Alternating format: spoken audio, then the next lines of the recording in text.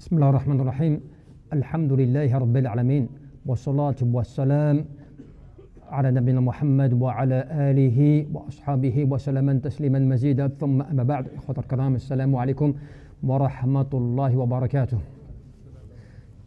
إخوان يعني ليس العجب من صحيح فارغ يعني واقف كذا يعني مع الخدمة.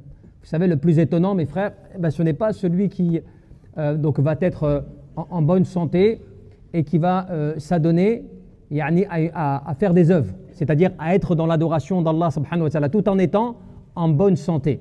Et Namal Ajab, ce qui va être le plus étonnant, min da'if, saqim,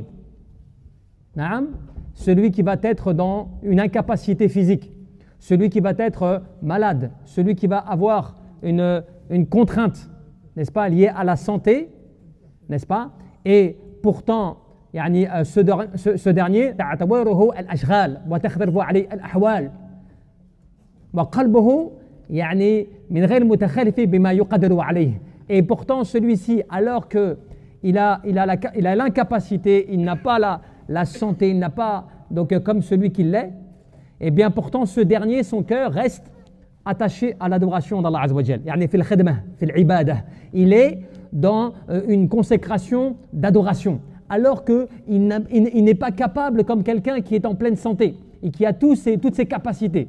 Eh bien le plus étonnant et le plus récompensé d'Allah Azza wa Jal est aussi celui-ci, celui qui a une incapacité et pourtant malgré son incapacité, eh bien il œuvre et son cœur reste attaché à l'adoration d'Allah subhanahu wa ta'ala. Bon gré mal gré que parfois il peut pas. Des fois il a des gênes, des fois il a des empêchements, des fois des choses comme cela liées à sa santé, liées donc à son incapacité, et pourtant son cœur reste attaché, fervent, dévoué à l'adoration d'Allah Azza wa Jal. Et bien cela, c'est bien plus valorisant et bien plus élevé aussi par rapport à celui qui est en bonne santé, tout va bien, il fait ce qu'il a à faire. Et puis lorsqu'il a un rhume ou des choses comme cela, on ne le voit pas, c'est normal, il est malade. Il ne peut pas, donc il est touché par quelque chose d'inhabituel, donc il est bloqué. Mais celui qui a une incapacité quotidienne, il est dans une incapacité qui fait que cela reste comme cela, constamment, et pourtant, il œuvre, il agit. Et bien cela, vous le comprenez aussi dans un verset. Lorsqu'Allah te dit « Ya ayyuhalladina amanu idha laqimtum fi'ah » Lorsqu'Allah te dit ô vous les porteurs de la foi, lorsque vous êtes donc face à l'ennemi, tenez bon, soyez fermes. Cela veut dire quoi? Vous êtes dans une incapacité, pas comme d'habitude, vous n'êtes pas dans une situation habituelle, vous n'êtes pas dans une situation de sécurité, de repos, vous êtes dans une situation compliquée où vous n'avez pas tous vos moyens. Soyez fermes. Mais juste après, Allah qu'est-ce qu'elle dit? Multipliez le rappel d'Allah, ainsi allez-vous réussir. Mais pourquoi? Pourquoi dans la position ferme qu'il faut tenir dans une incapacité, lorsque tu es face comme cela à l'ennemi et autres, eh bien, il faut que tu sois ferme. Et tout de suite après, le rappel d'Allah qui doit être multiplié, parce que le rappel d'Allah va venir renforcer, va venir apporter la capacité à la personne de faire. C'est comme cela que celle qui est incapable, qui a des incapacités physiques, qui a des problématiques de santé ou autres, bon gré mal gré, son cœur, il reste croyant en Allah et en son prophète et il agit dans l'adoration d'Allah Azza wa Jal, sans qu'il ne soit perturbé par les éléments qui l'empêchent en temps normal d'adorer Allah. Il n'est pas perturbé, il tient bon. Parfois c'est dur, parfois c'est plus facile. Parfois il a des facilités, parfois il n'y arrive pas, des choses comme cela, mais il tient bon. Eh bien, il reste ferme. Et donc, tu vois que Allah te rappelle que la fermeté, elle est liée quoi aussi? Au rappel. Plus tu te rappelles Allah, plus tu es dans le rappel d'Allah, plus ton cœur, eh bien, va trouver une force, va trouver une vitalité, va trouver, tu vois, une forme de vivacité quant au fait d'adorer Allah subhanahu wa ta'ala. ولهذا عباد الله العارف بالله عز وجل لا يترك عنا لا يأمر بالناس بترك الدنيا فإنهم لا يقدرون على تركها. Parce que vous savez, celui qui est un proche d'Allah, celui qui connaît les règles et limites qu'Allah fixe à ses adorateurs, eh bien lui, il ne va pas demander aux gens de délaisser ce bas monde. Délaissez ce bas monde, abandonnez ce bas monde, ne vous consacrez pas à cela. Pourquoi? Parce qu'en réalité, ils ne vont pas être capables. On ne va pas être capable de délaisser ad-dunya. C'est lié en nous, c'est attaché à nous. On est comme cela. ولكن يأمرهم بإيش؟ بترك الذنوب. بترك الذنوب. ولماذا؟ يعني الفرق بينهما c'est quoi? Pourquoi? Plutôt il va appeler à délaisser les péchés que de délaisser ce bas monde. Eh bien tout simplement parce que يعني ترك الدنيا فضيلة من الفضائل الزهاد والصالحين. Certes délaisser ce bas monde, faire preuve d'ascétisme et des choses comme cela, c'est une bonne chose parmi les pieux et ascètes et autres. Mais ترك الذنوب فريضة. Mais le fait de délaisser les péchés est une obligation. Ce n'est pas pareil. Délaisser ce bas monde, c'est recommandé. Mais ce n'est pas une obligation en soi, parce que tu peux aimer ce bas monde tout en étant adorateur d'Allah Azzawajal, en respectant les règles. Mais délaisser les péchés, c'est une obligation. Et c'est comme cela que Al-Arifu Billah Azzawajal yad'u nas ila mahabbatillah, ila l'islam, wal iman. Tu vois? C'est pour ça que celui qui connaît les règles et ce que Allah aime et agrée, qu'est-ce qu'il fait? Eh bien, il appelle les gens à l'islam, à la foi, au fait d'aimer Allah Azzawajal avant toute chose. Pourquoi? Parce que c'est cela qui va te permettre après, par la suite, de délaisser les péchés et de te détacher de ce bas monde.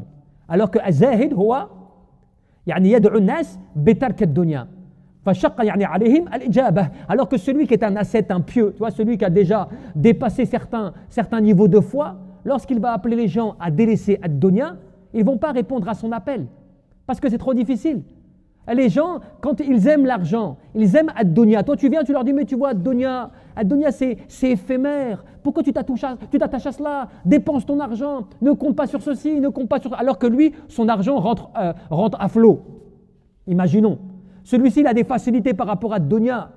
Certains jeunes, tu vois, ils se plaisent, comment est-ce qu'ils sont, physiquement et autres. Tu vois. Donc, ils ont un penchant à se montrer, à se faire voir, si je puis dire, tu vois. Donc, c'est difficile de leur dire, vas-y, te montre pas, sois pieux, retiens-toi, des choses comme cela. Son cœur est trop attaché par rapport à ce bas monde. Mais par contre, si tu les appelles à comprendre qui est Allah Jalla fi'ula, à connaître Allah Azzawajal bi asma'i wa sifatih, par ses noms et ses attributs, si tu leur fais pousser dans leur cœur l'adoration d'Allah Jalla fi'ula, pure, tu vois, qui est vraiment dénudé, si je puis dire, de toute forme de contradiction, d'innovation, d'égarement, des choses comme cela, eh bien c'est cela qui va l'amener à un moment à se détacher de dunya et à se détacher des péchés. Parce que sa foi va augmenter.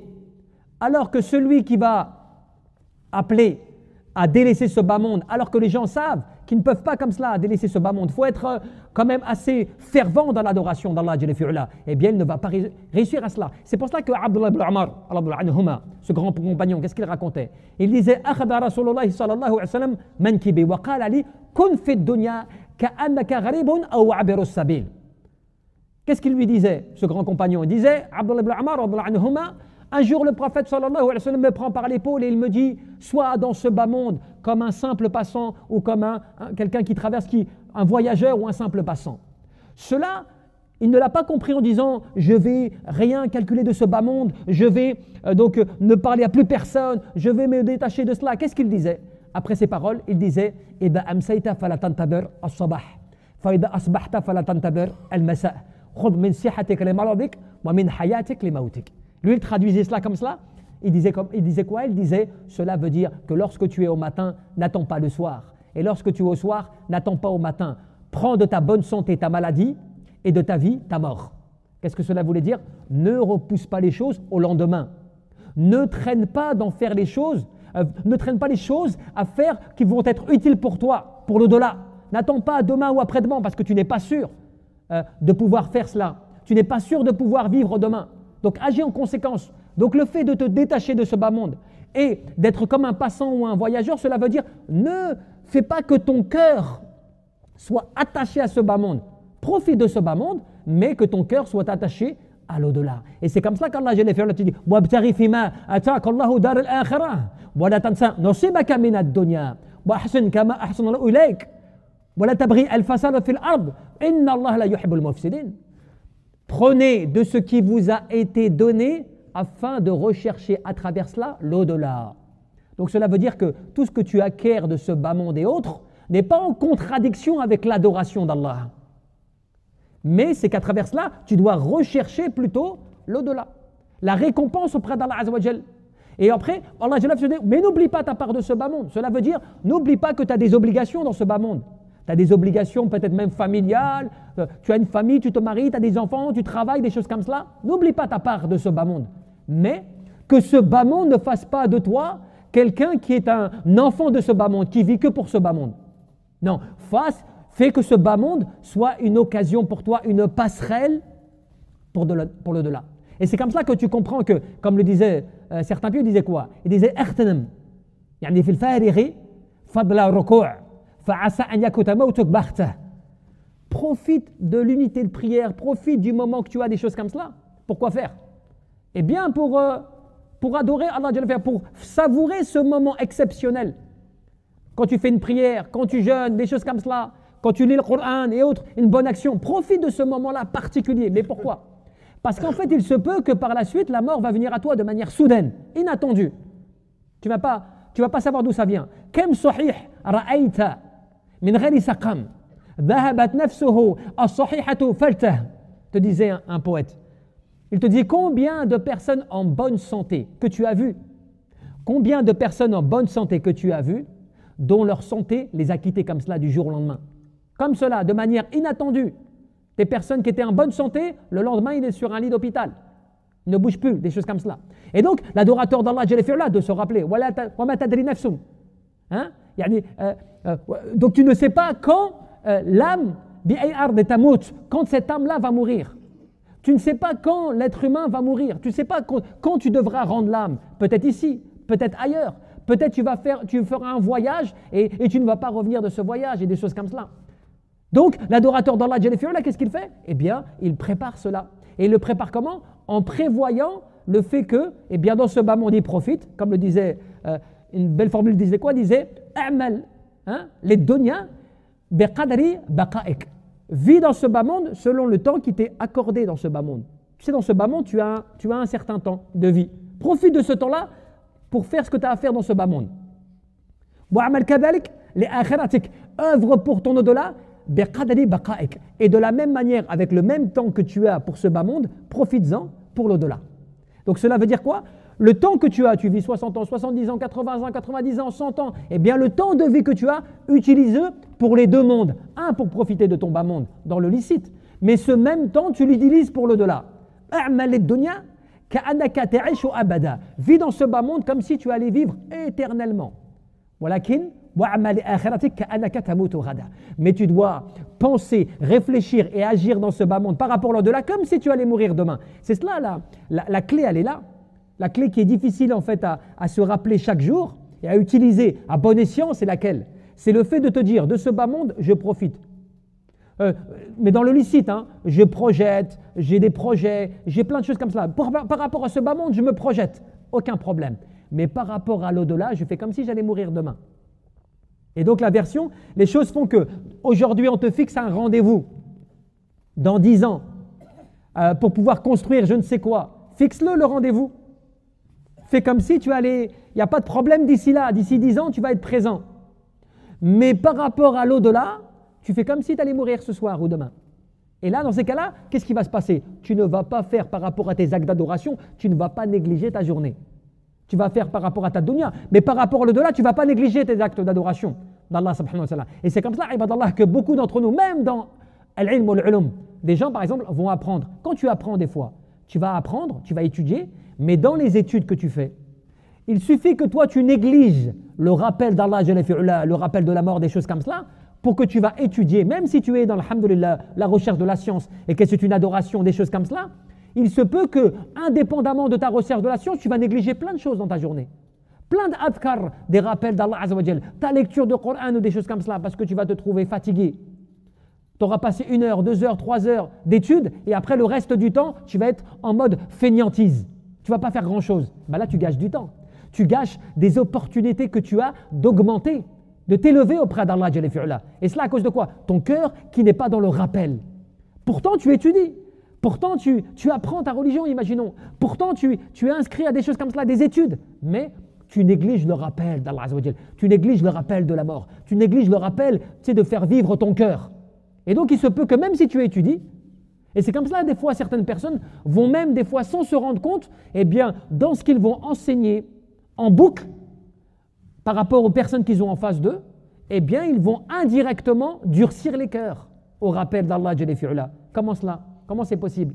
Eh bien, par le fait que tu vas être tellement dans l'étude de choses particulières, précises, tu vois, vraiment dans l'étude d'un livre particulier, mais sans, tu vois, faire rentrer les gens dans vraiment le rappel d'Allah, dans le fait de comment profiter de cela, comment chez soi personnellement ne pas oublier le rappel d'Allah subhanahu wa ta'ala. C'est comme cela que beaucoup de pieux, eh bien certains des grands savants, des fois, eh bien souvent, on lit d'eux que parfois ils se lamentaient. Certaines personnes disaient, mais lorsque parfois, eh bien je vois que j'ai un blocage sur quelque chose que je n'arrive pas à dénouer de mon cœur, une compréhension que je n'arrive pas à développer comme cela, eh bien, je demande à Allah Jalla fi'ula au moins 1000 fois ou plus qu'il me débloque cela.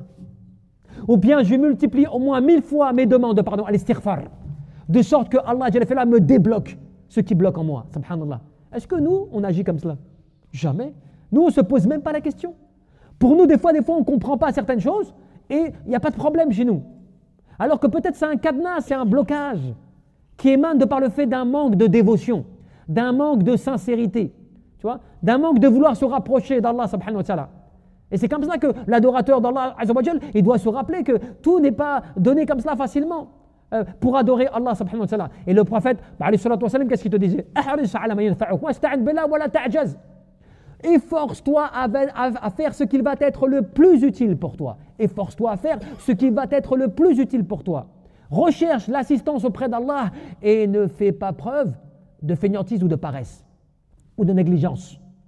Par rapport à quoi? À l'adoration d'Allah. Mais pourquoi? Parce que le cœur, tu crois que ton cœur il a été créé pour quoi? Regarde ton cœur, comment est-ce qu'il est. Comment est-ce que ton cœur il penche facilement. Il suffit qu'il y ait une tentation et tout de suite il est attiré. Parce que le cœur en lui-même, à la base, il a été créé pour aimer Allah, pour adorer Allah subhanahu wa ta'ala. Il appelle à adorer Allah. Donc si tu ne le combles pas, à l'amour à laquelle il appelle, qu'est-ce qu'il va faire? Il va appeler à un autre amour. Il va appeler à un autre amour. C'est comme cela que celui qui n'arrive pas à trouver le plaisir dans l'adoration d'Allah azza wa jal, eh bien il va aller chercher un plaisir ailleurs. Tu vois, c'est comme une éponge. Tu as vu l'éponge? Quelle que soit la chose qu'il y a, comme saleté ou comme ingrédient sur la table, il absorbe tout. Elle absorbe tout, l'éponge. Elle ramasse comme cela, elle absorbe. Que ça soit bon ou pas, de l'eau ou autre, peu importe, elle absorbe. Et elle garde cela en elle. Parce qu'elle a besoin, l'éponge, c'est son rôle, d'absorber, n'est-ce pas? De nettoyer, d'absorber. Ton cœur, c'est comme cela. Il a besoin d'être rempli de l'amour d'Allah azza wa jal. Il a besoin d'être rempli de l'ibad, de l'adoration d'Allah. Donc si tu ne le remplis pas par cela, il va aller chercher autre chose. Et donc les gens s'adonnent après à des choses qui les dépassent. Mais jamais par contre tu ne seras comblé. En dehors d'Allah, jamais ton cœur ne va s'apaiser. C'est comme cela que même Ibn al-Qayyim, qu'est-ce qu'il disait? Celui qui ne trouve pas la guérison, le bien-être, la quiétude, la certitude, tout ce qui pourrait être bon pour son corps et son cœur dans le Coran, eh bien Allah va l'écarter de tout le bien. De tout le bien. Pourquoi? Parce que le Coran, Shifa lima fi sudur, c'est une guérison de ce que contient la poitrine. Donc si à travers la parole d'Allah qui est parfaite, si à travers le miracle du Coran, tu n'arrives pas à trouver toute solution à tous tes maux, à tous tes problèmes, forcément tu ne trouveras pas de solution ailleurs. Alors tu vas me dire, oui, mais le Coran, il y a des choses auxquelles il ne peut pas répondre, qui sont des choses liées uniquement aux affaires mondaines, au matériel, des choses à la vie mondaine, qui n'ont pas à voir d'un point de vue spirituel, mais purement en fait matériel. Ben, c'est faux, puisque le Coran, il guide vers ce qu'il y a de meilleur. Même dans tes affaires professionnelles, familiales, financières, dans tout ce que tu peux faire dans ta vie au quotidien, le Coran, il te donne des orientations directes ou indirectes. Et il guérit tes maux physiques comme tes maux spirituels. Le Coran, il est la guérison suprême. Parce que tu sais, si tu dis qu'à travers le Coran, tu ne peux pas trouver le bonheur du corps et du cœur, cela voudrait dire que la parole d'Allah manque au fait de cela. Et ce n'est pas possible. Puisqu'Allah t'a affirmé que le Coran, Huda lil muttaqin, c'est un guide pour les pieux. Shifa lima fi sudur, c'est une guérison pour ce que contient les poitrines. qu'il est un remède à tous les maux, qu'il est une réponse à toutes les interrogations, qu'il est la meilleure des guidances et la meilleure des droitures. Donc à partir de là, il n'est pas possible que, en dehors du Coran, tu puisses te dire oui, je trouve le bonheur. Et c'est comme ça, ibadallah, que quand tu t'en arrêtes à comprendre cela, tu comprends que Allah, il veut pour l'adorateur la facilité, l'adoration facile. Quand beaucoup de personnes, des fois, disent par exemple, oui, moi, dans mes invocations, je ne sais pas quoi invoquer. Dans mes prières, je n'ai pas beaucoup de formulations. Est-ce que je peux invoquer en français ou en une autre langue? Qu'est-ce que tu dis? Allah, il comprend toutes les langues. Allah, c'est lui qui a tout créé. C'est Allah qui a créé toutes les langues. Donc quand tu es dans la prière, bien sûr, il est meilleur d'utiliser des formules prophétiques dans les invocations. Mais quand tu ne sais pas, eh bien invoque de la manière que tu sais. Et Allah, il va t'exaucer. Quel que soit le moment dans lequel tu te retrouves en adoration et que tu n'as pas d'autre moyen pour pouvoir exprimer ton adoration par les invocations, les supplications, les choses comme cela, si ce n'est de par ta langue, c'est-à-dire de par ce que tu maîtrises, eh bien Allah va accepter cela de toi, sans aucune, je veux dire, diminution de récompense. Cela, subhanallah, c'est pour la perfection de la religion. Parce que cela voudrait dire que celui qui ne connaît pas donc, aurait moins de récompense alors. Celui qui ne maîtrise pas aurait donc moins de récompense que l'autre, donc ce n'est pas possible. Allah, il récompense en conséquence de quoi? L'ikhlas, la sincérité. En dehors de par rapport à ce qu'il y a dans le cœur, lié avec l'action. Tu vois? Cela, ça fait partie des hauts niveaux, des grandes récompenses, des grands bienfaits d'Allah qu'il a accordé comme cela à qui? À ceux qui se dévouent à lui avec sincérité et qui comprennent que Allah, il te demande de l'adorer selon tes capacités. Et quand tu l'adores selon tes capacités, eh bien tu as la même récompense que celui qui a plus que toi. Quand toi tu es sincère, quand toi tu ne peux pas faire mieux, plus que ton voisin, mais que tu aimerais bien comme cela, eh bien Allah peut te récompenser de la même manière. Subhanallah. Cela pourquoi? Grâce à la sincérité. Grâce à quoi? À l'intention que tu vas mettre dans l'acte que tu réalises pour Allah. Wallahu a'lam, tabaraka wa ta'ala.